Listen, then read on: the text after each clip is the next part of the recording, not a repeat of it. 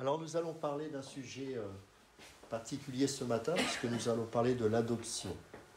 Alors c'est vrai que je pense que la plupart des chrétiens voient un petit peu ce que ça signifie pour nous, mais je crois que c'est important de réaliser l'importance de l'adoption pour nous. C'est ce qui va nous permettre de développer cette filiation que nous avons auprès de notre Dieu. Nous avons un statut particulier qui n'est pas seulement le fait d'être serviteur, voire même disciple, ou voire même ami. Nous sommes beaucoup plus que cela encore. Et c'est pour ça que cette relation que nous avons avec le Seigneur, elle a besoin d'être perçue et comprise de bonne manière, parce que très souvent, nous pouvons nous-mêmes avoir une forme de distance avec notre Dieu, parce que nous n'avons pas forcément une bonne compréhension des choses. Je prends un exemple, et le diable le sait, hein. Lorsque nous tombons, nous avons tendance à vouloir nous distancer. Ça, c'est les conséquences d'avant la chute. Quand quelqu'un tombe, eh bien, il fuit la présence de Dieu, comme si on pouvait fuir Dieu, hein. On sait que ce n'est pas possible. Mais c'est vraiment la chair qui réagit ainsi. Pourquoi ? Parce que, à juste titre, on a commis quelque chose qui n'est pas correct aux yeux de Dieu, on a désobéi au commandement de Dieu, et donc on a tendance à fuir. Sauf que c'est à ce moment-là qu'il faut s'approcher de lui. Parce que s'il a versé son sang, c'est parce que, justement, il ne voulait plus qu'il y ait cette distance entre lui et nous. Et son sang nous a purifiés de nos péchés. Donc, nous devons absolument revenir à Dieu et déclarer que, parce que, alors évidemment avec un cœur repentant, hein, c'est sûr, avec un désir de ne plus vouloir commettre cette chose, mais c'est l'occasion pour nous de revenir à lui et de déclarer que, oui, effectivement, tu m'as purifié, tu m'as lavé de tout péché, et c'est la raison pour laquelle je ne veux plus commettre ces choses. Je veux vivre conformément à ce que tu as déclaré de moi. Mais c'est là qu'il faut revenir. Et si on ne comprend pas notre degré de relation que nous avons avec le Seigneur, nous n'allons pas le faire. C'est pour ça qu'il est important de comprendre que nous sommes fils. Nous sommes fils de Dieu, pas dans le sens du fils de Dieu, bien évidemment, mais que nous avons une filiation qui fait que désormais, nous avons été adoptés par le Seigneur. Et c'est en raison de cela que nous pouvons revenir à lui. Un père ne rejette jamais ses enfants. Il ne va pas se souiller avec lui, mais il attendra toujours que son fils revienne à lui. Parce que cette filiation, elle est là. L'étranger, lui, ne peut pas obtenir ce privilège-là. Nous l'avons obtenu. Non pas parce que nous le méritions, mais parce qu'il a décidé de nous faire grâce et de nous choisir. Alors évidemment, si on parle de l'adoption, nous parlons de l'union du croyant avec Christ. L'âme régénérée est introduite dans une union qui est vitale avec Christ. Nous ne voulons pas dire... alors, on ne veut pas, comment dirais-je, nier qu'il y ait une relation ou une union représentative avec Christ. Ça, c'est sûr. Par cette union légale, Christ, en tant que second Adam, comme il l'a déclaré dans 1 Corinthiens chapitre 15, verset 12, assume les obligations que le premier Adam n'a pas remplies. Et il s'en acquitte en faveur de l'humanité. Les résultats de cette union avec Christ sont l'imputation de nos péchés à Christ et de sa justice à nous, et tous les avantages légaux qui en découlent. Mais je dirais qu'aujourd'hui, ce qui nous occupe particulièrement dans cette union, c'est la nature de cette union. Voyez-vous, la Bible présente l'union du chrétien avec Christ de différentes manières. Il y a d'abord des analogies tirées des relations terrestres, celle de l'union d'un édifice, rappelez-vous, et de son fondement. On voit ça dans Éphésiens, chapitre 2, on va le lire ensemble. À partir du verset 20, Éphésiens, chapitre 2.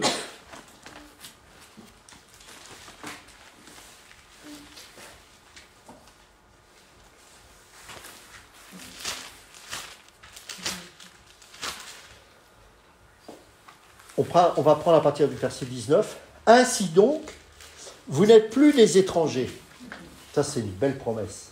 Enfin, c'est pas une promesse, c'est une réalité. Vous n'êtes... Éphésiens chapitre 2, à partir du verset 20. « Ainsi donc, vous n'êtes plus des étrangers, ni des gens du dehors. » Ni des gens du dehors, c'est fort ça.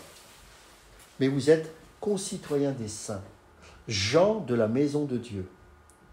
Vous avez été édifiés, juste une parenthèse. Un fils, quand il rentre dans sa maison, il utilise tous les objets qui sont à sa disposition. Rien ne lui est interdit, à partir du moment où cet espace lui appartient. Et pourquoi il peut utiliser tout ce qui est à sa disposition dans la maison? Parce qu'il est fils. Un étranger n'a pas les mêmes droits. Un étranger n'a pas accès à certaines choses. Il ne peut pas utiliser certaines choses parce qu'il n'y a pas cette filiation. Un étranger qui rentre chez moi n'a pas les mêmes pouvoirs ou la même autorité que lorsque mon fils rentre chez moi à la maison.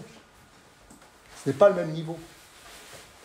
Imaginez que vous êtes concitoyens des saints. Ça veut dire quoi? Ça veut dire que vous êtes des gens de la maison de Dieu et que vous êtes devenus quelque part légitimes. Donc tout ce qui est à la disposition de cette maison, tout ce qui est dans cette maison, est à votre disposition. Et qu'est-ce qui vous donne l'autorité de vous saisir de ces choses qui sont disponibles? C'est le fait que vous soyez fils, adoptés. Vous avez l'autorité. Et la foi vous permet de saisir ces choses. Vous comprenez? C'est important de comprendre ça. Donc, vous n'avez pas une espèce de distance à avoir. Est-ce que je peux... Non. Avec respect, bien sûr. Mais vous êtes fils, vous êtes concitoyens de la maison de Dieu. Vous avez été édifiés sur vous, sur vous-même, sur vos capacités. Non, sur le fondement des apôtres et des prophètes. Jésus-Christ lui-même étant la pierre angulaire. En lui, tout l'édifice bien coordonné s'élève pour être un temple saint dans le Seigneur. En lui, vous êtes aussi édifiés pour être une habitation de Dieu en esprit. Donc là, on voit qu'il y a une analogie qui est faite avec un édifice, une union qui nous parle d'une union liée à un édifice et un fondement. On voit aussi cela dans Colossiens, chapitre 2, verset 7. Colossiens, chapitre 2, verset 7.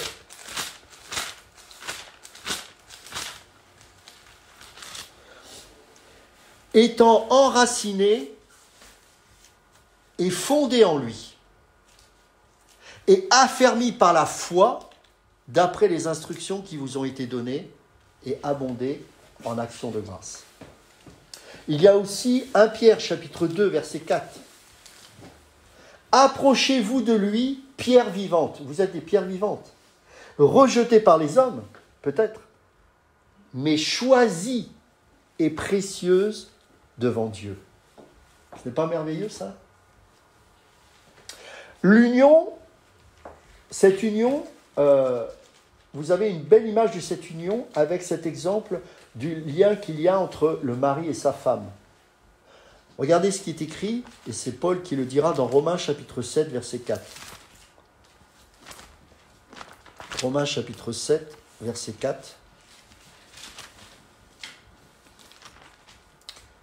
De même, mes frères, vous aussi, vous avez été par le corps de Christ mis à mort en ce qui concerne la loi, pour que vous apparteniez à un autre, à celui qui est ressuscité des morts, afin que nous portions des fruits pour Dieu.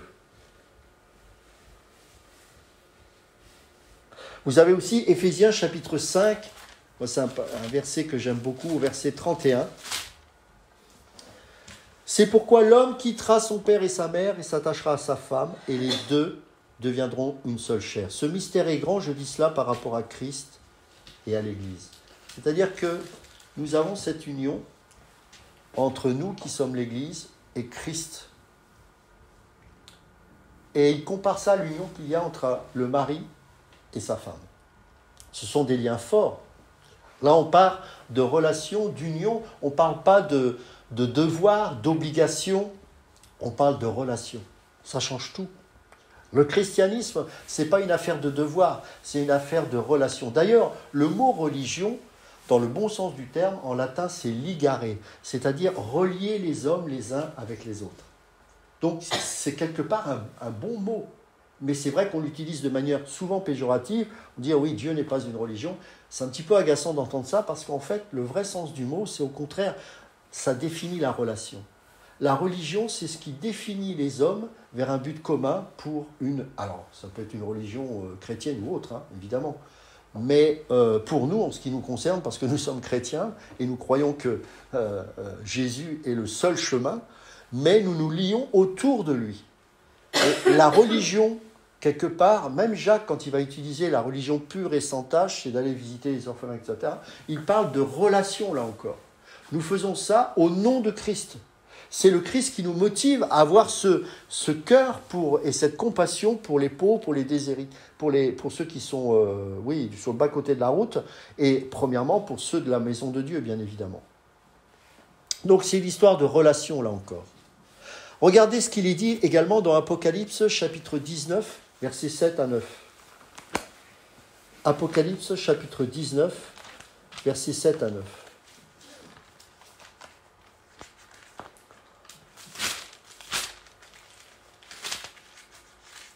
Réjouissons-nous, soyons dans l'allégresse et donnons-lui gloire, car les noces de l'agneau sont venues, son épouse s'est préparée, et il lui a été donné de se revêtir d'un fin lin éclatant, pur, car le fin lin, ce sont les œuvres justes des saints. L'ange me dit, écris, heureux ceux qui sont appelés au festin des noces de l'agneau. Puis il me dit, ces paroles sont les véritables paroles de Dieu.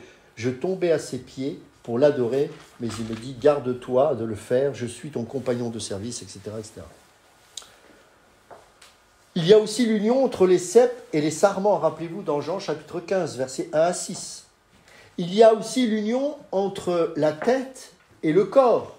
Et on sait que la tête, c'est Christ, et le corps, c'est ce que nous sommes. On voit ça dans 1 Corinthiens chapitre 6, verset 15, verset 19, et aussi 1 Corinthiens chapitre 12, verset 12. Il y a plein de passages là-dessus.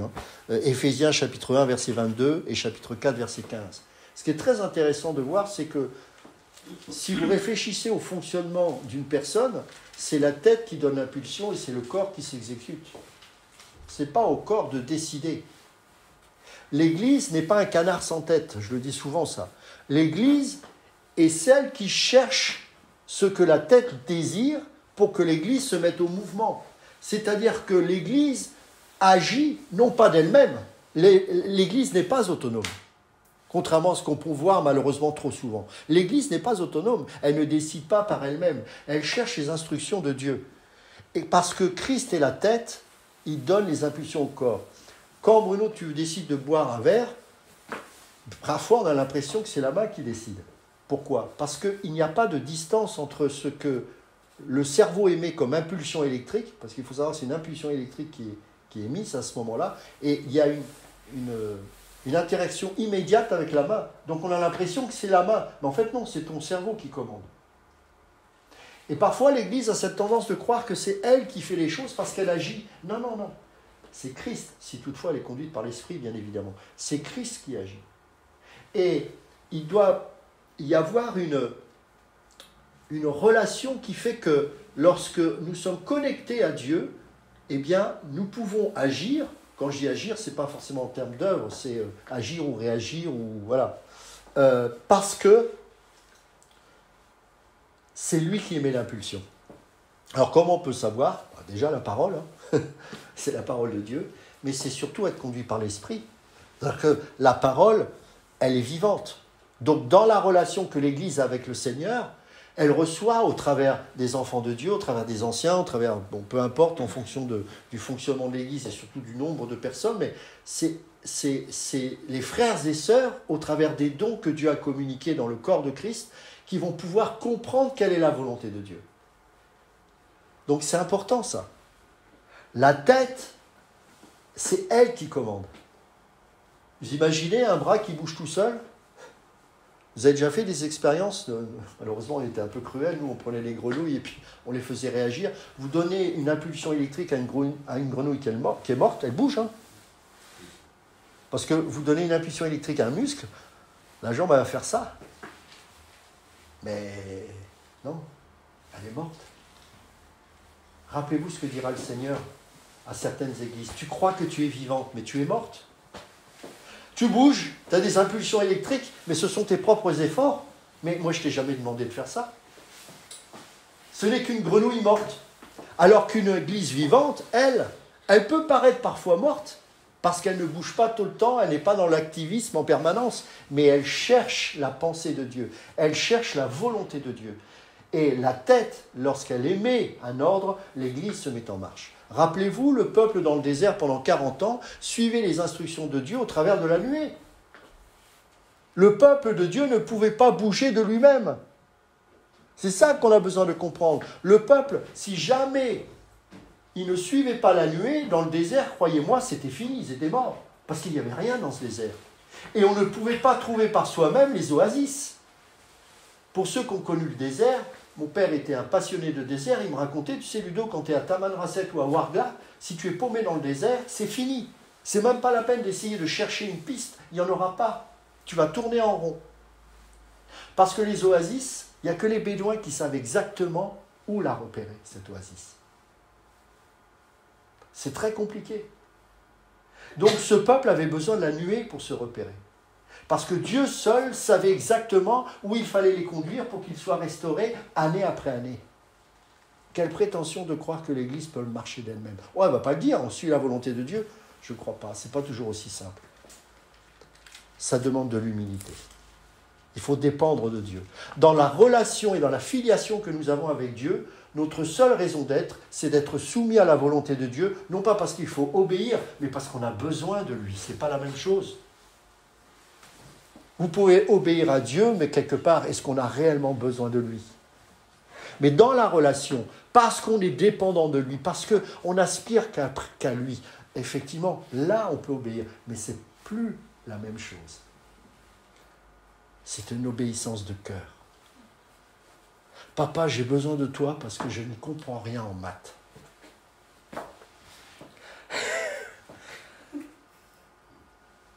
Là, c'est un vrai désir. C'est pas, il faut que, voilà, j'ai besoin de toi. Maman, j'ai besoin de toi parce que je suis confronté à un problème, là, j'ai besoin de tes conseils.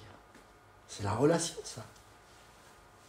C'est ce qu'on peut développer comme relation avec le Seigneur. J'ai besoin de toi, Seigneur, parce que là, je ne comprends pas.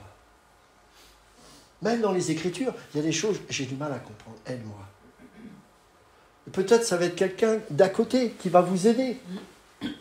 Mais c'est ça, cette dépendance. C'est la force de l'Église. L'Église qui était agréée de Dieu, elle était méprisée des autres. Et pourtant, c'était celle qui était agréée. Pourquoi? Parce qu'elle se savait misérable sans Dieu. Mais elle était réellement riche. Pourquoi? Parce qu'elle s'appuyait sur Dieu. Vous savez, le principe d'une prostituée, c'est qu'elle montre tout ce qu'elle a de plus beau tout de suite à l'extérieur. Mais à l'intérieur, c'est pourri. L'humilité, c'est le contraire. C'est qu'elle garde tout ce qu'il y a de plus précieux pour son homme. C'est l'intimité. L'Église, elle est belle dans ce sens-là. C'est qu'elle garde en son sein toute la beauté et la richesse du Christ. Donc on a vu qu'il y a l'union entre la tête et le corps. Mais il y a l'union entre Adam et ses descendants. Regardez ce qu'il est dit dans Romains chapitre 5, verset 12. Romains chapitre 5. C'est pourquoi, verset 12, comme par un seul homme le péché est entré dans le monde, et par le péché la mort, et qu'ainsi la mort s'est étendue sur tous les hommes, parce que tous sont péchés. Là, ce n'est pas la bonne filiation, c'est sûr. Mais on peut lire aussi, donc, verset 21, pardon, afin que comme le péché a régné par la mort, ainsi la grâce règne par la justice pour la vie éternelle, par Jésus-Christ notre Seigneur. Ça, c'est positif. C'est l'union, mais dans le sens positif. La grâce a été appliquée par tous ceux qui auront cru en lui. Et il y a aussi l'union entre le berger et ses brebis. Jean chapitre 10, versets 1 à 18. Jean chapitre 10, versets 1 à 18. En vérité, je vous le dis, Celui qui n'entre pas par la porte dans la bergerie, mais qui y monte par ailleurs, est un voleur et un brigand. Mais celui qui entre par la porte est le berger des brebis. Le portier lui ouvre et les brebis entendent sa voix. Il appelle par leur nom les brebis qui lui appartiennent et il les conduit dehors. Lorsqu'il a fait sortir toutes ses propres brebis, il marche devant elles et les brebis le suivent parce qu'elles connaissent sa voix. Elles reconnaissent sa voix. Et elles ne suivront point un étranger, mais elles fuiront loin de lui, parce qu'elles ne connaissent pas la voix des étrangers. Jésus leur dit cette parabole, mais ils ne comprirent pas de quoi il leur parlait. Jésus leur dit encore, en vérité, je vous le dis, je suis la porte des brebis. Tous ceux qui sont venus avant moi sont des voleurs et des brigands, mais les brebis ne les ont point écoutés. Je suis la porte. Si quelqu'un entre par moi, il sera sauvé. Il entrera et il sortira et il trouvera des pâturages. Le voleur ne vient que pour dérober, égorger et détruire. Moi, je suis venu afin que les brebis aient la vie et qu'elle l'ait en abondance. Hébreux chapitre 13, verset 20. Hébreux chapitre 13, verset 20.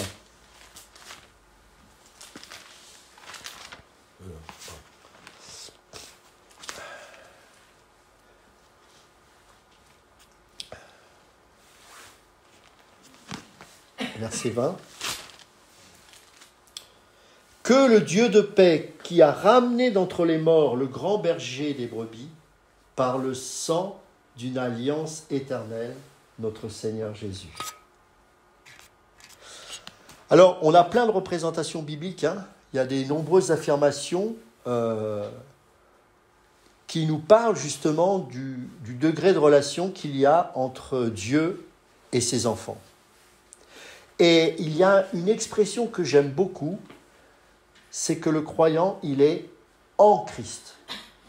En Christ. Ça, c'est très fort. Jésus a parlé des croyants comme étant en lui. Rappelez-vous dans Jean chapitre 14, verset 20.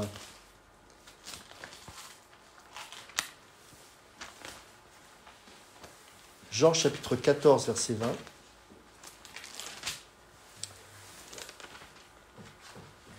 En ce jour-là, vous connaîtrez que je suis en mon Père, que vous êtes en moi. Vous êtes en moi et que je suis en vous. C'est fort, hein? Nous sommes en lui et il est en nous. Comment il est en nous? Par son esprit, évidemment. D'accord?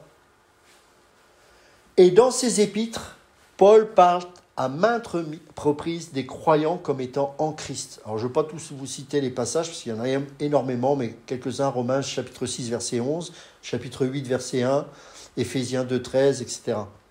Vous avez également les épîtres de Jean qui mentionnent que nous sommes en Christ dans 1 Jean chapitre 2, verset 6, chapitre 4, verset 13. Et il est également souvent dit que Christ est dans le croyant. On l'a lu précédemment. En fait, Jésus déclare que lui et le Père demeurent dans le croyant. Le croyant est de plus présenté comme participant de Christ. On voit ça dans Jean chapitre 6, notamment versets 53 et 56. Il est rendu participant de Christ et de la nature divine, et comme étant un seul esprit avec le Seigneur. Ça, c'est fort. En fait, la semence de Dieu demeure en lui. C'est ce que nous dit Jean dans 1 Jean chapitre 3, verset 9. Nous sommes participants. Il nous a donné sa vie. Nous sommes en lui. C'est-à-dire qu'il y a quelque chose qui fait que, ce quelque chose c'est Dieu bien évidemment, qui au travers de son esprit se meut et produit la vie. Rappelez-vous dans Genèse, l'esprit de Dieu se mouvait au-dessus des eaux. Et lorsque la parole a déclaré que la lumière soit, l'esprit agit dans toute sa gloire. Lorsque l'esprit est en nous et qu'il se meut, c'est au travers de sa parole que nous avons la vie. Il est la vie, il est le mouvement et l'être. Mais au-delà de ça, il produit en nous les fruits de la résurrection. La parole, elle est animée par l'esprit qui est en nous et qui fait qu'elle est source de vie pour nous. Ce n'est pas quelque chose qui produit la mort. Pour nous, elle est source de vie. Cette parole est remplie de promesses pour ses enfants. Et par l'esprit, ces promesses deviennent une réalité, quelque chose de vivant pour nous. C'est pour ça qu'il est dit que l'homme ne vivra pas de pain seulement, vivra. L'homme ne vivra pas de pain seulement, mais de toute parole qui sort de la bouche de Dieu. C'est notre nourriture. C'est ce qui va nous donner les vitamines nécessaires pour croître, pour grandir, pour espérer, pour tenir ferme, pour contrer le diable, pour lui résister jour après jour. Si vous ne vous nourrissez pas correctement, vous aurez des problèmes plus tard. Je parle humainement parlant. C'est pareil, un chrétien qui n'a pas la bonne doctrine, un chrétien qui n'a pas les bons enseignements, qui ne comprend pas correctement la parole, ça va être un chrétien malade. Peut-être sauvé, j'en conviens, mais malade. Et c'est pour ça que nous avons besoin d'entendre les choses correctes. Ce n'est pas un Jésus père fouettard qui va vous abandonner au moindre pépin. Mais ce n'est pas non plus le Dieu qui a sauvé tout le monde et tout le monde ira au paradis. Donc il faut avoir un équilibre. C'est pour ça qu'on ne peut pas entendre tout et n'importe quoi, parce qu'on a besoin, et l'Esprit nous donne ce discernement, parce que l'Esprit nous donne la capacité de discerner si cette chose est correcte ou pas. Les prédicateurs ne sont pas là pour inventer des doctrines. Ils sont là pour attester que ce qu'il y a dans votre cœur et que l'Esprit entretient au travers de sa parole, dit oui et amen à ce qui est dit. Nous ne faisons que répéter et mettre des mots à ce qui n'est pas forcément identifiable aujourd'hui, parce que le chrétien est en cours de maturité et d'apprentissage. Mais on n'invente rien. Ça s'appelle des gourous. Ce n'est pas la même chose. Donc c'est important d'être équilibré dans sa compréhension de Dieu. La semence de Dieu demeure en nous. Alors, ce que n'est pas l'union avec Christ, c'est justement, vous savez, les Écritures, elles ne font jamais allusion à une union entre Dieu ou Christ avec une personne irrégénérée. C'est une forme de panthéisme. Dieu étant tout et partout, vous êtes tous de Dieu. Je me rappelle, il y avait une vidéo avec un prédicateur, entre guillemets, chrétien, aux États-Unis, qui a une méga church, je crois que c'est la plus grande au monde. Il y avait une personne qui sortait de là, et puis il y avait des frères et sœurs qui étaient, eux, affermis dans la parole, et qui reprenaient les gens qui sortaient de là en disant « Mais pourquoi vous allez là ?» Et il y avait une personne qui disait « Mais on est tous sauvés, c'est formidable », parce qu'il prêchait bien sûr la pensée positive, etc. Et on voyait que cette femme avait quasiment un démon. Elle manifestait des choses bizarres, et en fait, c'était carrément New Age. Et donc, en fait, face à la vérité, le démon s'est manifesté, en fait. Donc c'est pour ça qu'il faut faire attention. Parce que le loup connaît la parole. Rappelez-vous, dans le désert, il y a eu un combat de parole à parole. Mais Jésus est la parole. Et on connaît la suite. Donc il ne s'agit pas non plus d'une simple union morale, une union d'amour et de sympathie comme entre des amis. L'âme de Jonathan était attachée à celle de David. On voit ça dans 1 Samuel, chapitre 18, verset 1. Mais l'union du croyant avec Christ transcende toute union semblable d'intérêt et de but. Ce n'est pas non plus une union d'essence par laquelle la personnalité humaine est détruite ou absorbée en Christ ou en Dieu. Ce point de vue a été soutenu par certains mystiques. Mais la Bible présente la relation entre Christ et le croyant comme une relation entre deux personnes distinctes. Même dans les cas de ceux qui sont les plus avancés dans la vie chrétienne, il y a ce respect avec l'individu. Il y a un accord tacite, une volonté d'avancer ensemble, tout en respectant la personnalité de chacun. Finalement, il ne s'agit pas non plus d'une union physique et matérielle que certains prétendent obtenir en participant aux ordonnances de l'Église. Selon la Bible, les ordonnances n'assurent pas cette union, mais sont présentes comme présupposant que l'union existe déjà, bien évidemment. Alors, c'est quoi cette union ? Alors, on peut dire de façon positive qu'il s'agit d'une union spirituelle. C'est une union spirituelle. Elle n'est pas charnelle. Mais celui qui s'attache au Seigneur est avec lui un seul esprit. 1 Corinthiens chapitre 6, verset 17. Le Saint-Esprit est l'auteur de cette union. Et il s'agit d'une union qui est vitale. Paul écrit, « Ce n'est plus moi qui vis, c'est Christ qui vit en moi. Si je vis maintenant dans la chair, je vis dans la foi au Fils de Dieu, qui m'a aimé et qui s'est livré lui-même pour moi. » Galates chapitre 2, verset 20. Alors, j'explique souvent ça, mais quand il est dit que ce n'est plus moi qui vis, c'est Christ qui vit en moi, justement, on a cette parfaite illustration de voir que ce sont bien deux personnes distinctes qui s'unissent. Ce n'est plus moi, ici en grec le mot moi c'est ego, c'est-à-dire que ce n'est plus mon intérêt, ce n'est pas moi, vous savez, le moi-je, le moi qui compte, moi en premier. Ça a été crucifié, mais c'est Christ qui vit en, et le mot en grec c'est je. C'est-à-dire que dans ma personnalité, il vit. Ça veut dire que il n'a pas annihilé ce que tu es. C'est l'ego qui doit être crucifié. C'est celui-ci qui a été crucifié. Pourquoi ? Parce que tu ne vis plus pour tes propres intérêts. Tu vis en rapport avec cette union filiale, cette filiation que tu as reçue, cette filiation qui t'a été révélée, cette filiation d'amour qui fait que désormais, ton intérêt ne compte plus puisque ton désir, c'est de lui plaire. Comme un enfant normalement constitué a envie de plaire à ses parents. Mais la différence, c'est que malheureusement, parfois, il y a des parents abusifs. Et l'enfant peut donner sa confiance parce qu'il est dépendant malheureusement de ses parents, il n'a pas d'autre choix pendant un certain temps, de dépendre parfois avec des parents qui, eux, ne sont pas toujours forcément bien intentionnés, alors qu'avec Dieu, nous avons un Père parfait. Et pour des enfants qui ont été abusés et qui grandissent dans la foi, il va falloir que les enseignants leur montrent que le Père auquel ils se tournent n'est pas le Père charnel qu'ils ont connu.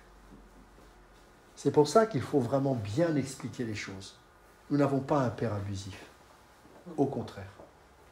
Nous avons un Père parfait dans son amour, qui sait exactement l'état de ton cœur et qui veut t'amener dans une autre dimension avec lui. Dans une révélation d'amour qui va susciter en toi une transformation de vie. Là où les blessures sont devenues une identité pour toi, il va mettre du baume sur tes cicatrices, mais il ne va pas s'arrêter là. Il ne va pas s'arrêter à la guérison, il va opérer une transformation. Et ce qui fait que là où peut-être tu aurais passé ta vie chez un psychologue à cause de ce que tu as vécu, c'est toi qui vas aider les autres parce que tu pourras témoigner de ce que Dieu a produit dans ta vie comme changement. Pour moi, c'est le plus beau des miracles, ça.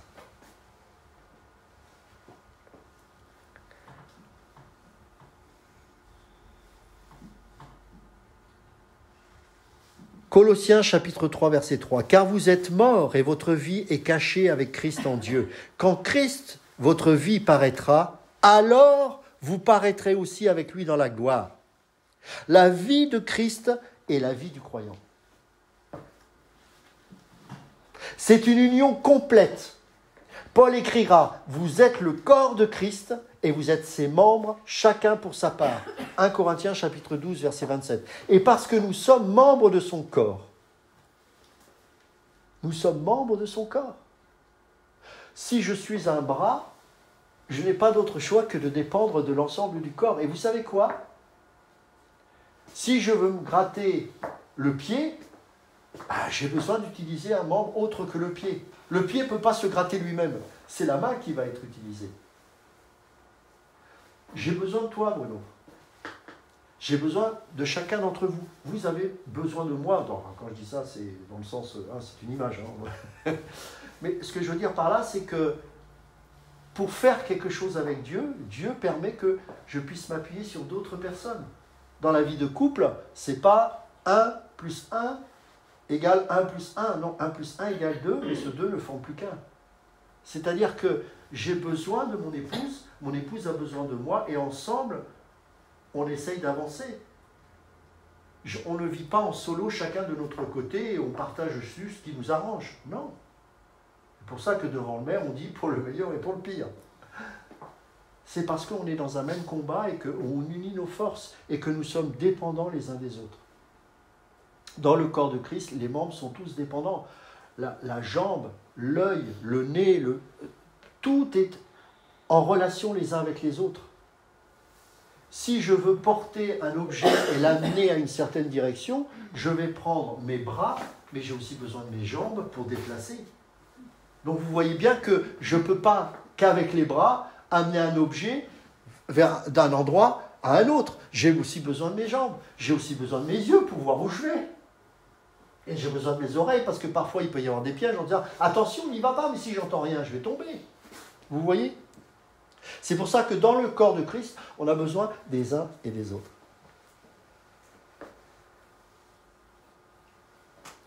Chaque partie existe pour la tête, et la tête pour chaque partie. Chaque partie du corps est à la fois un moyen et une fin. Les mains existent pour les yeux, et les yeux pour la main. Ensuite, c'est une union insondable. La Bible dit « Ce mystère est grand ». Je dis cela par rapport à Christ et à l'Église, dans Éphésiens chapitre 5, verset 32. Et la glorieuse richesse de ce mystère parmi les païens, à savoir Christ en vous, l'espérance de la gloire. Colossiens chapitre 1, verset 27. Que les païens allaient être acceptés et incorporés dans le corps, c'est un mystère. C'est un mystère. Et finalement, cette union, elle est indissoluble. Jésus a dit « Je leur donne la vie éternelle et elles ne périront jamais. » Il n'y a pas de condition au salut. « Ouais, mais si tu fais ça... » Non, elles ne périront jamais. Pourquoi ? Parce que c'est Dieu lui-même qui est l'auteur du salut. Et il précise dans Jean chapitre 10, verset 28, la partie B du verset, « Et personne ne les ravira de ma main. » Personne. Personne. J'insiste bien, personne. Pourquoi ? Parce que vous allez tenir ferme grâce à vous, grâce à votre religiosité. Non, c'est parce que vous êtes dans le creux de la main du Seigneur. C'est parce que vous êtes dans la main de Dieu qui fait que vous n'avez rien à craindre et votre salut sera conservé, non pas parce que vous allez tout faire pour le conserver, non, vous allez tout faire pour lui plaire. Mais c'est lui qui donne en vous le vouloir et le faire. Et c'est lui qui vous a choisi, ce n'est pas vous. Et mon épouse ce matin m'a dit quelque chose qui paraît peut-être ça, mais ça a fait un déclic dans ma tête. On parlait de la différence entre une filiation entre un fils qui vient des entrailles de sa maman, par exemple Raphaël ou David, et puis un fils adopté. Et exactement. Et il disait, ah ouais, mais bon, ça peut paraître, ouais, le pauvre, il a été adopté. Et puis elle a dit, mais non, il a été choisi. Et là, ça m'a fait tilt, et là, j'ai dit, mais qu'est-ce que Dieu nous aime ? Parce que là, on ne parle pas de quelqu'un qui est né physiquement, et que c'est pour ça que parfois, il y a des mamans qui n'aiment pas forcément leurs enfants. C'est compliqué à expliquer, mais quelqu'un qui a été adopté, il a été choisi. Alors évidemment, même là, humainement, on peut choisir un enfant pour des choses pas forcément très bonnes. Mais Dieu, il nous a choisis par amour.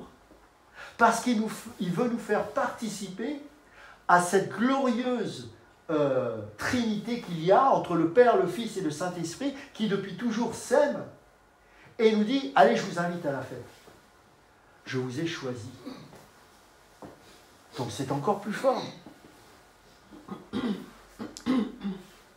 Paul demande, qui nous séparera de l'amour de Christ ? Sera-ce la tribulation ou l'angoisse ou la persécution ou la faim ou la nudité ou le péril ou l'épée ? Puis il répond, mais dans toutes ces choses, nous sommes plus que vainqueurs par celui qui nous a aimés. Romains chapitre 8, versets 35 et 37, vous pourrez lire aussi le verset 38. Christ nous donne la vie éternelle, ce qui signifie que nous ne périrons jamais. En plus de cela, il nous tient dans sa main, ce qui nous assure que personne ne nous ravira de sa main. Alors, comment cette union entre Christ et le chrétien est-elle établie ? Bon, ça, je ne vous cache pas que la Bible ne parle directement que très peu de ce sujet. On peut quand même dire certaines choses. Cette union a son origine dans le dessein et le plan de Dieu. La Bible dit dans Éphésiens chapitre 1, verset 4, « En lui, Dieu nous a élus avant la fondation du monde. » Donc tu n'étais même pas né qu'il t'avait déjà choisi. « Et selon ce que tu lui as donné, pouvoir sur toute chair, afin qu'il accorde la vie éternelle à tous ceux que tu lui as donnés. » Jean chapitre 17, verset 2. Cela commence à être expérimenté dans les chrétiens lorsqu'ils sont rendus vivants avec Christ, selon Éphésiens chapitre 2, verset 5. Paul parle de ce que nous sommes devenus une même plante avec lui par la conformité à sa mort. Romains chapitre 6, verset 5. Dans 1 Corinthiens chapitre 12, verset 13, nous lisons que nous avons été baptisés en un seul corps par le Saint-Esprit. Dans 1 Corinthiens chapitre 6, verset 17, il fait allusion au fait que nous sommes attachés au Seigneur, mais il n'est pas mentionné comment nous avons été attachés. Ça, il n'y a pas une alchimie qui nous a été montrée ou démontrée. Il n'y a certainement que Dieu qui peut prendre une personne et la greffer sur Jésus-Christ.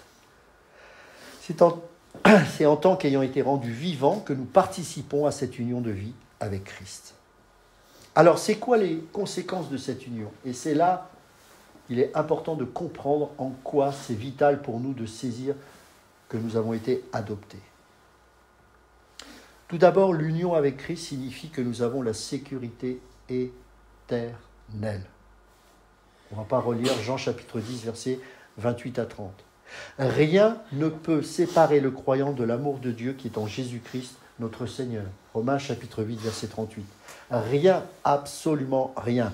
Quand Jésus, parce que souvent on m'utilise et on m'oppose à cela le passage de l'image des cèpes et des sarments. Quand Jésus parle de retrancher le sarment qui ne demeure pas en lui, il doit vouloir dire celui qui n'est en Christ que de nom. C'est ça dont il est mention. Car si nous sommes devenus une même plante avec lui par la conformité à sa mort, nous le serons aussi par la conformité à sa résurrection. C'est ce que Paul dira dans Romains chapitre 6, verset 5. Donc on voit bien ici que c'est une question d'être une même plante avec lui par la conformité à sa mort. Il y a des gens qui font profession d'être chrétiens, tout comme ces fameux sarments qui seront retranchés parce qu'ils ne sont que de confession. Ce n'est pas qu'ils ont perdu leur salut. On n'a pas compris ça. Nous avons été greffés, il y a eu une union de même nature qui a été provoquée par la sève, c'est l'image du Saint-Esprit. Elle coule en nous. Ça s'appelle la vie. Et c'est ce qui nous permet de dire « Abba Père, Papa ». C'est par l'Esprit que nous pouvons dire ces choses, pas par la chair. Vous remarquerez qu'un religieux qui ne connaît pas Dieu, et là je parle des chrétiens, il ne peut pas dire, je ne sais pas si vous avez déjà vu ça, il ne peut pas dire papa. Et très souvent, une fois je me rappelle, j'étais avec un prêtre qui disait, mais comment vous pouvez dire papa? Ben, je dis, mais vous avez une relation de fils. Ils ont du mal avec ça. Parce qu'ils sont encore dans le temple, dans une espèce d'Ancien Testament quelque part. D'ailleurs, vous remarquerez que les cathédrales, elles sont créées comme ça. Vous avez l'autel avec les temples, etc. Avec le parvis, c'est le peuple qui est là, qui ne comprend pas ce qui est dit à la messe. Et puis, vous avez le curé qui est dans l'autel, le lieu saint. Vous avez vu ça? C'est exactement comme ça que c'est construit. Et vous avez l'autel avec les colonnes, et puis au milieu, vous avez le lieu très saint. C'est comme ça que c'est constitué. Et il n'y a pas que l'Église catholique. Ne croyez pas que ce soit eux qui soient exclusifs là-dedans. Mais tout ça, c'est pour provoquer une distance entre le clergé et le peuple, alors que nous avons tous un sacerdoce royal. Nous sommes tous prêtres devant Dieu. Il ne faut pas confondre les dons, les fonctions et les titres. Ce n'est pas des titres que être pasteur, c'est une fonction, par exemple. D'accord? Bon, je ferme la parenthèse, ce n'est pas le sujet. L'union avec Christ signifie aussi que nous portons du fruit, toujours l'image du cep et du sarment. Lorsque la sève coule et traverse une branche, qu'est-ce qui se passe au printemps? Oups, il y a des fleurs et après des fruits. Ça, c'est grâce à la sève. S'il n'y a pas la sève, moi j'ai des arbres secs, les branches, elles sont là, mais elles tiennent, il suffit que je m'appuie, elles s'écroulent. Pourquoi? Parce qu'il n'y a plus la vie dedans. Il n'y a pas la sève qui passe. Donc il n'y a pas de fruit. Ce fruit est celui de l'esprit. Galates chapitre 5, verset 22. L'amour, la joie, la paix, la bonté, la bienveillance, la douceur, la fidélité, la maîtrise de soi. L'émondage est une des méthodes du Seigneur pour accroître la production de fruits dans le sarment qui demeure en lui. Toujours Jean 15, avec cette histoire de sarment. Si vous avez des plantes, si vous êtes un peu jardinier, le seul moyen de multiplier les fruits, c'est d'émonder les branches. Si vous ne le faites pas, vous n'aurez même plus une fleur après. C'est le principe que Dieu utilise dans nos vies. Ah, ça fait mal. Oui, mais je veux que tu portes encore plus de fruits. Aïe, et puis au bout d'un moment, vous voyez que vous commencez à être plus mûr, plus sage. Il y a la douceur qui s'imprègne de plus en plus. L'union avec Christ signifie une dotation pour le service. Les croyants sont les membres du corps de Christ et en tant que tels ont divers dons et fonctions. On ne va pas relire 1 Corinthiens 12 qui nous parle de tout cela. C'est la tête qui dirige ce service, c'est-à-dire Jésus. Cette union avec Christ comporte logiquement une coopération entre les membres. Elle conduit à une unité dans le corps au sein de la diversité. Ça, c'est des choses que j'ai pu expérimenter malheureusement à des rares reprises, mais c'est pourtant, ça devrait être quelque part un fonctionnement normal, c'est que dans le sein du corps de Christ, quand des fois j'encourageais les assemblées, je voyais vraiment l'unité de l'esprit qui faisait que des fois, des frères et sœurs pouvaient me voir et avaient reçu des avertissements de Dieu en disant « fais attention » ou ne va pas à tel endroit, etc. Quand on commence à vivre ça, c'est très intéressant. Parce que là, on voit que Dieu utilise les dons de chacun pour justement qu'ensemble, l'Église puisse être alertée. Et ça, quand on arrive à atteindre cette dimension, c'est formidable. Mais pour qu'il y ait cette unité de l'esprit, il faut qu'il y ait cette vision unique, à savoir Christ en nous. Cette dépendance au Seigneur Jésus, et qui fait qu'en recevant au travers des différents dons que l'on a, les directives du Seigneur, on est capable d'avoir sa vision. Car c'est lui la tête.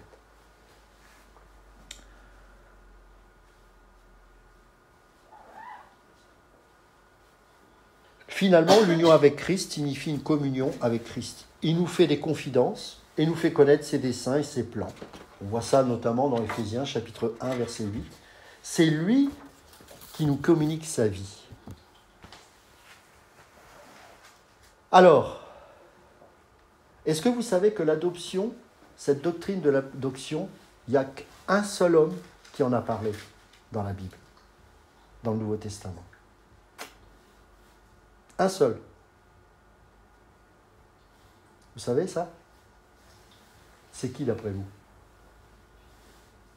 C'est Paul. C'est le seul qui en a parlé.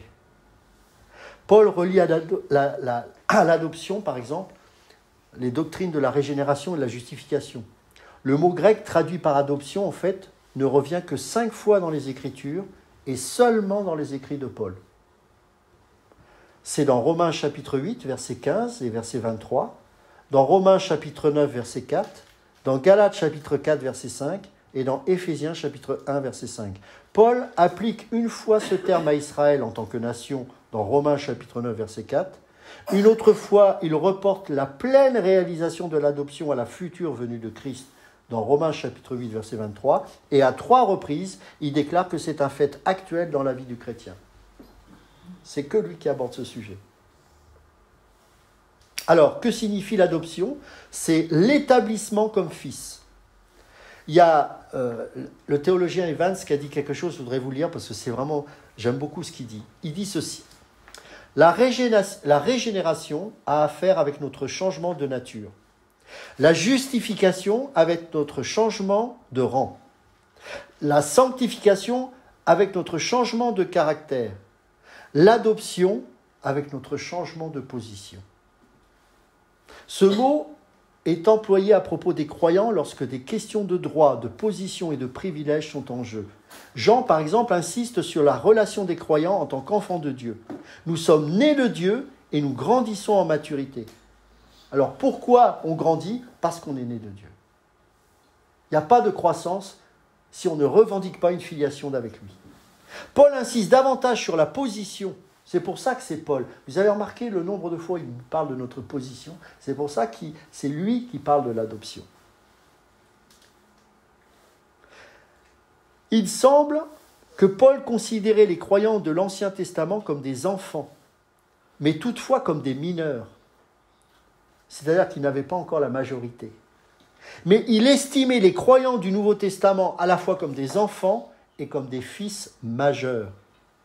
Les principaux avantages du statut du fils, selon Paul, sont la libération par rapport à la loi. Galates chapitre 4, versets 3 et 5. Et la possession du Saint-Esprit, c'est-à-dire l'esprit d'adoption. Galates chapitre 4, verset 6. Donc, par la régénération, nous recevons une vie nouvelle, par la justification, un sang nouveau, et par l'adoption, une nouvelle position. Nous avons été dégagés de la loi. Pourquoi, mes amis? Parce que nous sommes majeurs. Parce que cette loi est devenue vie en nous. Il y a une majorité en France. Alors, le problème, c'est que c'est un âge qui détermine cette majorité. Et il y en a qui, à 18 ans, ont une mentalité d'un garçon de 14 et d'autres qui sont plus mûrs. Donc, c'est compliqué. Mais il faut bien donner un âge. Mais je vais quand même donner cet exemple. À un moment donné, quand votre enfant va être majeur, alors la majorité, je ne vais peut-être pas la définir en termes d'âge, mais d'autonomie, on va dire, à un moment donné, il va être responsable de ses actes. Mais tant qu'il est mineur, il est sous votre responsabilité. Donc, que voulait dire Paul par rapport à ça?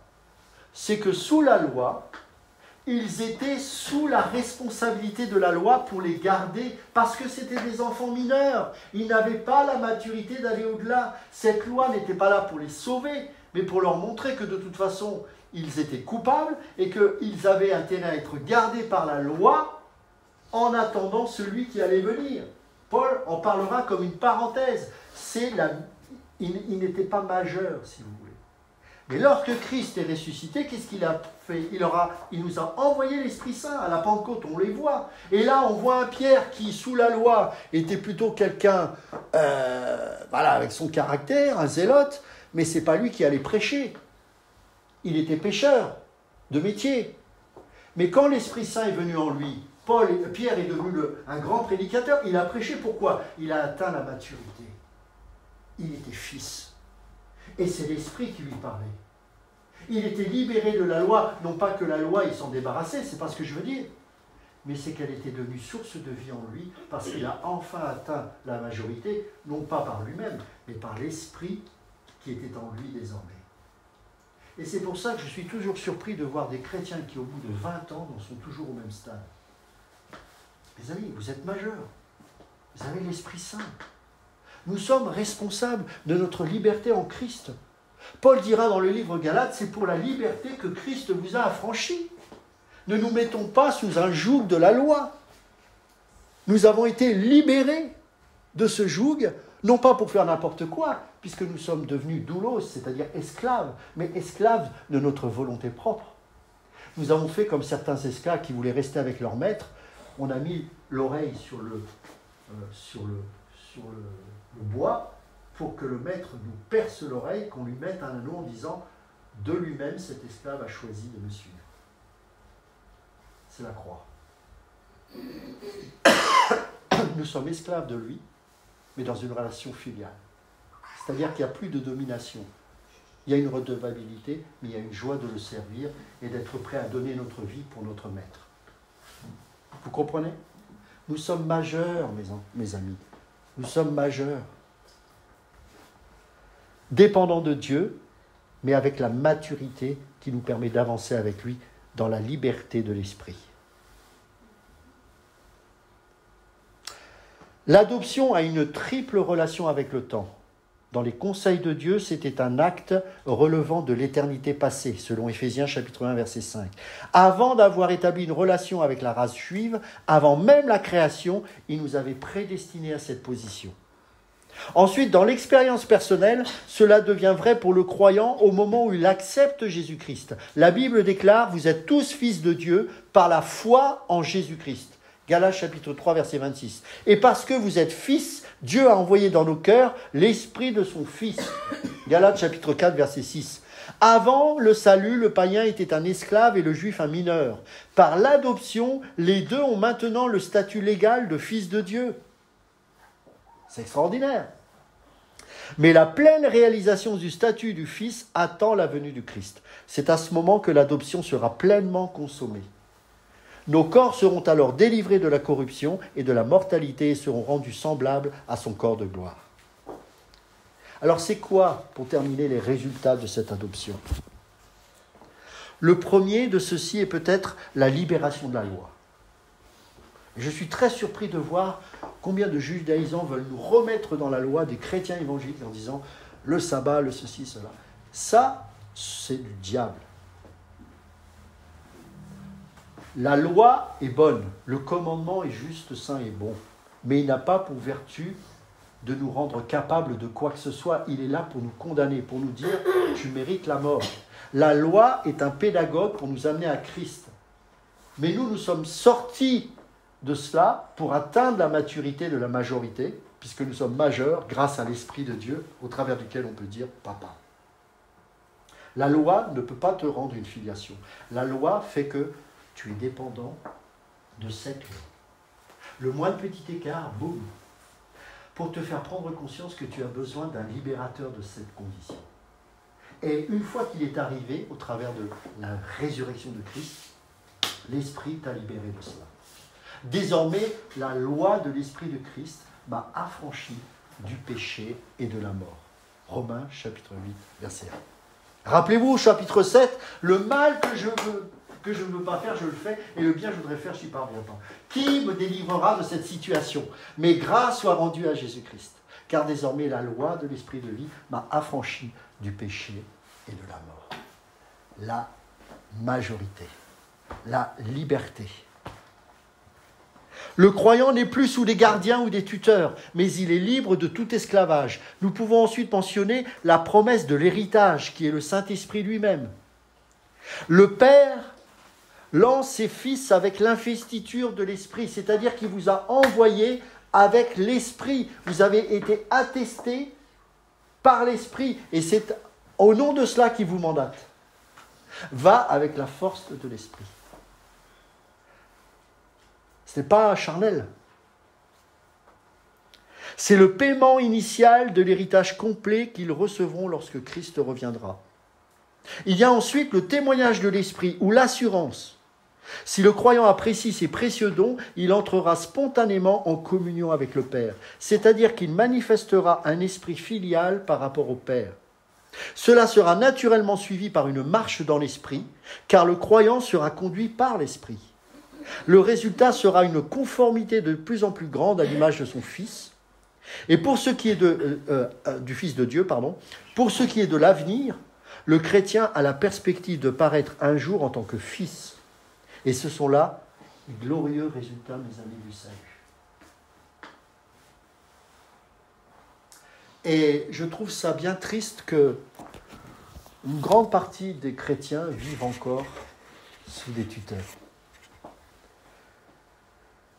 Pourquoi il y a aussi peu en Occident de missionnaires? C'est un mystère, hein, alors que l'Occident a produit des milliers et des milliers de missionnaires. Nous avons impacté le monde. Ça fait combien d'années qu'on n'en voit plus beaucoup de missionnaires? Comment se fait-il que dès qu'on rentre dans l'église, on peut rester 5 ans, 10 ans, 15 ans, 20 ans sans qu'il se bouge, sans qu'il se passe quoi que ce soit dans la vie d'une personne? Ce n'est pas toujours la faute de ceux qui enseignent. Hein. C'est parce qu'on est parfois dans un confort qui nous endort. Et je pense que de temps en temps, il faut peut-être baisser le radiateur, comme on le fait là, pour nous réveiller. La tiédeur, c'est ce que le Seigneur déteste le plus, vous le savez. Et je crois que l'Église en Occident est dans une tiédeur telle que même ceux qui se croient réveillés parce qu'ils font de l'activisme, en fait, sont morts. Ce que nous avons besoin ici, ce n'est pas de créer des cellules ou de faire des activités pour justement susciter des disciples. C'est d'enseigner ce que je suis en train de faire et ce que d'autres font, bien heureusement, pour que le peuple de Dieu réalise que désormais il est majeur. Et qu'il a besoin, par la foi, de saisir toutes ces vérités qui sont dans la parole. Et ça, c'est la responsabilité ni de l'Église, ni des pasteurs, ni des anciens, c'est la responsabilité de chacun d'entre nous de dire « est-ce que Dieu est vrai ?» Parce que si on continue à lécher nos blessures en disant « j'ai été blessé, ça je peux plus et ça là », je suis désolé, mais ce n'est pas biblique. Parce que ça, c'est rien. Regardez l'histoire de l'Église. Heureusement que les premiers chrétiens ne pleuraient pas sur les blessures qu'ils avaient. Au contraire, ils les embrassaient. Parce qu'ils disaient « j'emprunte le chemin et la carrière de mon Seigneur et Sauveur. Je suis ses traces sur le chemin de la croix. » Et pour eux, c'était un honneur parce qu'ils savaient que les blessures qu'ils avaient reçues, ce n'était pas lié à leur laxisme, mais à leur foi. Et c'est ça le problème. C'est que les blessures que nous avons engendrées ne sont pas liées au fait que nous avons emprunté le chemin de Christ, mais parce que bien souvent nous nous en sommes détournés, ou que parfois même nous subissons les conséquences de nos mauvais choix. Qu'est-ce qu'on fait par rapport à ça? J'ai presque envie de dire, c'est pas grave. Parce que tant qu'on le réalise, c'est le moment de se dire, Seigneur, ok, je sais que ta parole est vraie. Je sais que tu m'as affranchi. Je sais que je suis majeur. Alors maintenant, je veux saisir par la foi toutes ces vérités. Et je vais commencer avec un tout petit pas.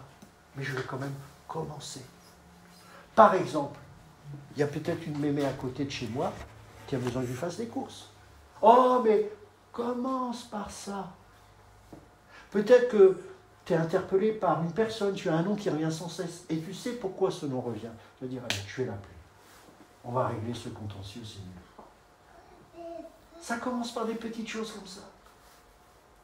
Vous allez dans ce lieu, par exemple, ou ailleurs, posez-vous la question, en quoi je peux être utile? Peut-être que ce frère ou ce couple ou cette famille, ils ont besoin d'aide, ils ont besoin d'encouragement. Plein de choses comme ça. Commencez. Peut-être c'est aussi régler les problèmes dans un foyer, j'en sais rien, il y a tellement de choses. Peut-être faire le compte dans ses financements. Vous voyez, on s'attend à des grandes œuvres, oui, mais notre Seigneur, peut-être que je peux être prophète. Non, mais commençons déjà par le commencement. Vous savez, un médecin, quand on répare une fracture, on ne va pas lui dire faire le 100 mètres.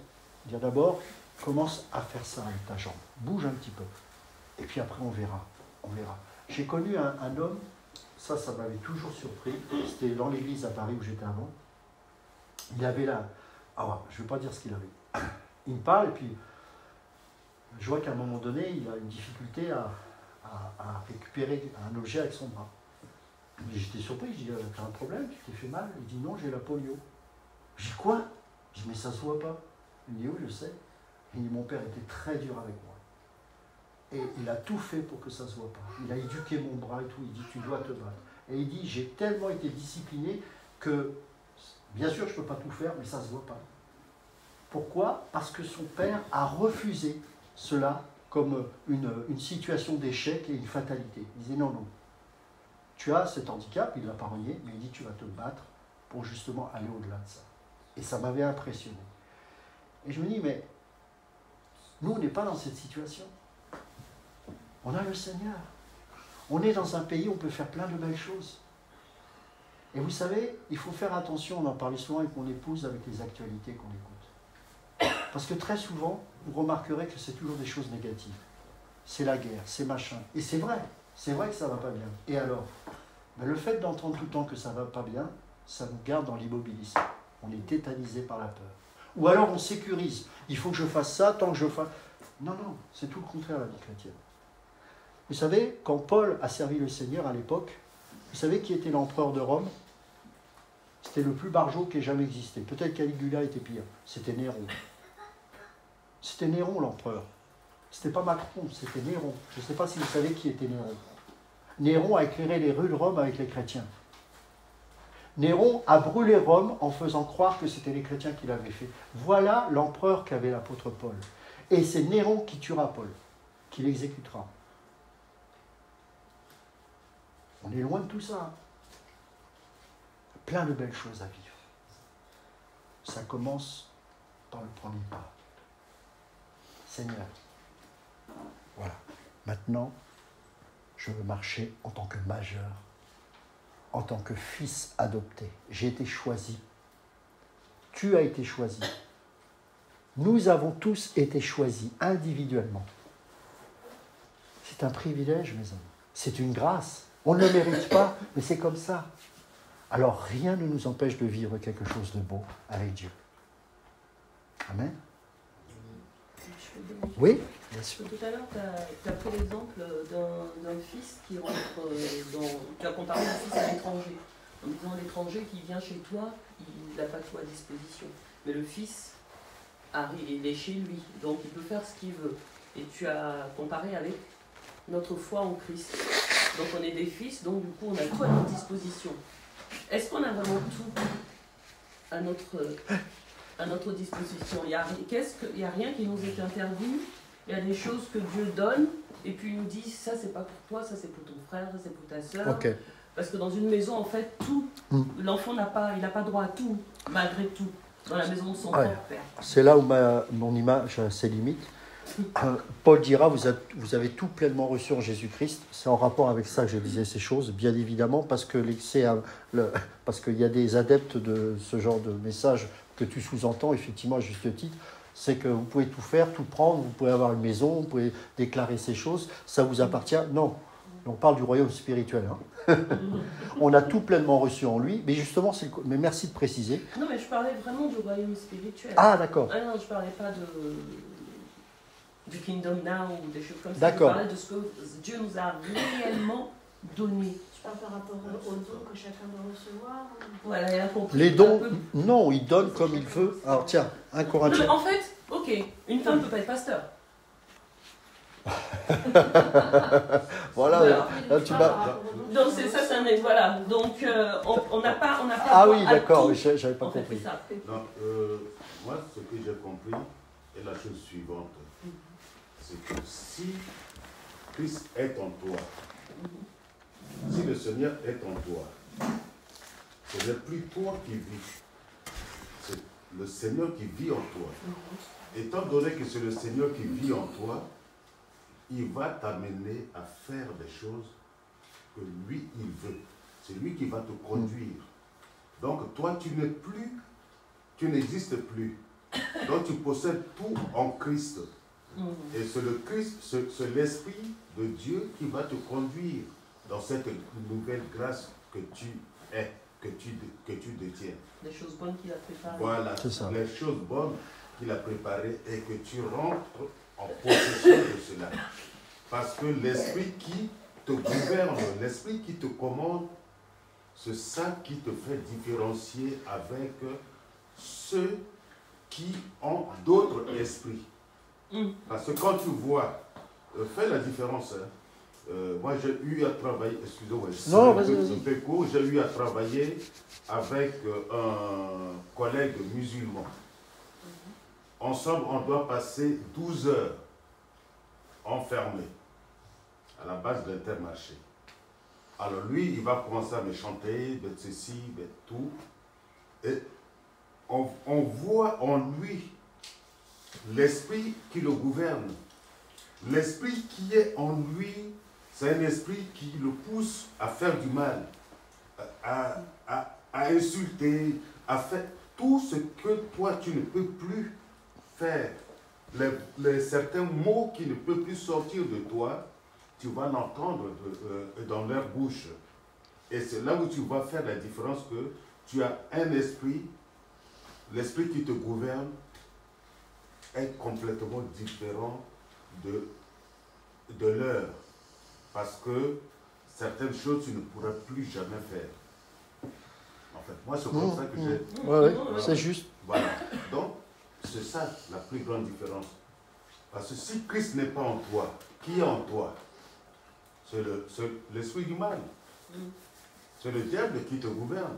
Et si c'est le diable qui te gouverne, tu es son enfant, il va t'amener à faire quoi? Que des choses contraires à la parole de Dieu. Moi, c'est comme ça que j'ai compris. Après, tout à fait, c'est tout à fait ça. Après, pour répondre aussi à cette histoire de don, c'est que la liberté, ce n'est pas la liberté, c'est pas l'anarchisme. C'est-à-dire que la liberté en Christ est définie selon un critère et selon un ordre qu'il a déterminé. Par exemple, dans 1 Corinthiens 12, 28, il dit « Dieu a établi dans l'Église, premièrement des apôtres, deuxièmement des prophètes, troisièmement des docteurs, ensuite ceux qui ont le don des miracles, ceux qui ont le don de guérir, de secourir, de gouverner, de parler diverses langues. Tous sont-ils apôtres? Tous sont-ils prophètes? Tous sont-ils acteurs? Tous ont-ils le don des miracles? Tous ont-ils le don des guérisons? Tous parlent-ils en langue? Tous interprètent-ils » Sous-entendu, non. Non, et je pense qu'il y a beaucoup de gens qui perdent leur temps à demander des dons qu'ils n'auront jamais, parce que ça dépend de ce que Dieu a envie de donner. Aspirez aux dons les meilleurs. Et donc là, il va introduire évidemment un Corinthiens 13, etc. Après, pour l'histoire de la femme pasteur, on pourra... Non, mais c'est juste, c'était Mais juste que tu comprennes bien oui. ma question, parce que c'est le plus Bien sûr. évident. Donc en fait, on a droit à tout, on prend tout, mais c'est spirituellement. C'est ça que je... Ouais, Voilà, c'est spirituellement. Exactement. On est pardonné, on est... Exactement. Voilà, là, c'est libre service. C'est ça. Dans ce sens-là, oui. Prendre sa croix. Oui, voilà, c'est ça que je voulais... C'est mourir à soi, c'est ça, c'est que tu n'existes plus. Et donc, en fait, le problème du mot liberté, c'est qu'il n'avait pas le même sens à l'époque qu'il a aujourd'hui. Le mot liberté aujourd'hui, c'est une licence pour faire ce que l'on veut. Et ça vient des Grecs que Paul combattait, notamment les sophistes, parce que pour eux, la liberté, c'était justement, comme on peut pas, ou les gnostiques, comme on ne peut pas atteindre Dieu, faisons ce que nous... Lui, il disait, non, la liberté en Christ, c'est pas ça, et c'est là qu'il va développer, c'est de mourir à soi, c'est de ne plus être esclave du péché, c'est de ne plus être esclave du monde. C'est justement, quelque part, de ne plus être esclave du désir de posséder des choses on n'a pas forcément besoin, par exemple. Donc on voit bien que le mot liberté n'a plus rien à voir. Et c'est vrai que tu as raison de préciser, parce que sinon on pourrait croire qu'effectivement... voilà. Comme il disait, quand si Christ vit en moi, c'est lui qui va me guider dans mes désirs. C'est ça. Aussi. C'est exact. Ça. Et puis c'est aussi de se dire, s'il te fait entreprendre une voie où ta chair dit c'est pas possible, si lui te dit que c'est possible, là la foi elle te permet de dire c'est possible, je le crois. Si tu es convaincu que Dieu te fait passer par des choses particulières, ou humainement parlant, tu te diras, moi tu te rappelles, tu l'as connu. Il y avait nous, on a connu un pasteur qui bégayait. Mais le gars, quand je vous dis qu'il bégayait, c'est que quand vous discutez avec lui, il ne peut pas aligner une phrase, c'est long, quoi. Et quand il prêche, il ne bégaye pas. On l'a vu de nos yeux. Et je me rappelle, un jour, il vient me voir, et il me dit, frère, je ne comprends pas, dès que je vais au pupitre, c'est fini. C'est l'Esprit de Dieu. Le fondateur du ministère dans lequel j'étais formé, qui était aux États-Unis, un jour, un de ses plus proches collaborateurs, et je peux vous dire c'est un sacré prédicateur, il tombe malade pendant 1 an. Mais quand je vous dis qu'il tombe malade, c'est-à-dire qu'il était sur le lit, il ne pouvait ni parler, il voyait à peine, il n'entendait plus rien, il y avait une bactérie bizarre pendant 1 an comme ça. Et au bout d'1 an, il commence à être sur chaise roulante, après il commence à bouger un peu, il va pour la première fois à l'église. Il ne pouvait plus parler, il ne parlait toujours pas. Il commençait à se mouvoir, il n'y avait pas de souci à ce niveau-là, mais il avait encore des séquelles, et principalement, l'utilisation de la parole, il ne l'avait pas. Donc il s'assoit, dans ce ministère, les pasteurs étaient sur le côté comme ça, et donc, c'était pasteur Steven, il prêche, et puis à un moment donné, il se fait arrêter par l'esprit, et il vient vers lui, et il dit, c'est toi qui vas prêcher. Il entend, il dit, j'ai reçu, tu vas... Il y va, il ouvre sa bouche. Voilà. Bon, quand on reçoit ça, c'est compliqué. Moi, je me rappelle, j'étais à Brest, et en plus, je ne suis pas un gars qui prie facilement par rapport à ça. Je finis de prêcher, il y a un monsieur, un paysan breton, 65 ans, 60-65 ans. Et puis, on discute, et puis... le Seigneur, alors il me dit qu'il a des problèmes de santé, que depuis quelque temps, il n'entend plus d'une oreille. Et le Seigneur me dit, souffle dans son oreille. Je vous assure, c'est pas mon truc. Et j'ai dit, non, mais c'est bon, quoi. Et ça insiste, et ça insiste. Je dis, écoute, je peux prier pour toi? Il dit oui. Je souffle dans son oreille, mais immédiatement, il tombe par terre. Alors, il ne tombe pas par terre à cause de l'esprit, c'est qu'en fait, il retrouve l'équilibre interne, vous savez, avec l'oreille. Et donc, lui-même a été choqué. Il dit, mais c'est pas possible, j'entends. J'y suis pour rien, moi. Il me dit, c'est pas possible, j'entends. Je dis, oui, mais moi, j'étais peut-être plus heureux que lui, parce que, il dit, Seigneur, tu me dois avant de le faire, si pas, je suis mal. Mais ça a été immédiat. Bon, ça m'est arrivé qu'une fois, ça. Mais, voilà, il faut aller. Et là, c'est super, c'est qu'on ne peut pas se vanter, parce que c'est pas, vous savez, on n'est pas les guérisseurs, mais là, le Seigneur, il insistait, et lui-même était choqué, parce que j'étais en plus dans un ministère où il y en avait des gens qui priaient pour que les gens soient guéris, c'était pas...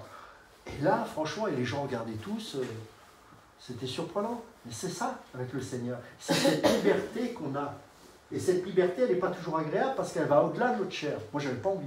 Je me dis, franchement, j'aime bien sécuriser les choses. Mais avec le Seigneur, c'est comme ça, il faut obéir. Donc, bon, il y a des exemples, il y en a des tonnes comme ça. Hein. Mais c'est pour vous dire que chacun, nous avons des choses. Et n'attendons pas que tout soit balisé pour qu'on puisse le faire. Très souvent, le Seigneur, il nous interpelle et il ne va pas nous lâcher tant qu'on ne va pas le faire. Est-ce qu'il y a des questions, des commentaires, ou je ne sais pas, par rapport à ça? En tout cas, merci pour ces échanges, c'était fructueux, ça allait bien dans l'éclairage du message. C'était bien. C'est bon? Ok, on va prier. Seigneur, on te rend grâce pour ce culte ce matin. Seigneur, merci pour tout ce que tu nous donnes. Merci pour le fait d'être fils adopté, d'avoir été choisi. Seigneur, quelle grâce, quel privilège. Merci, merci pour ce choix.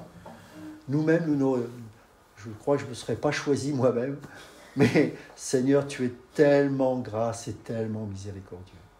C'est pour ça qu'en retour, eh bien, on veut juste te louer et t'adorer, en te servant aussi, et en t'apportant le meilleur de nos dons qui ont été reçus par toi, Seigneur.